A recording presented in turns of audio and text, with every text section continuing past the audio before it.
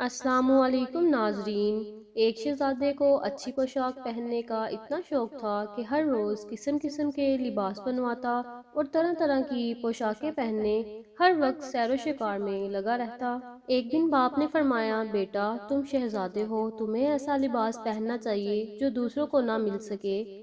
یہ قیمتی کپڑے جن پر تم اکڑتے پھرتے ہو ہر شخص بنوا سکتا ہے۔ شہزادے نے عرض کیا، پھر وہ لباس کون سا ہے جو دوسروں کو نہیں مل سکتا؟ فرمایا، وہ نیکی اور پرہیزگاری کا لباس ہے جو ہر ایک کو نہیں مل سکتا۔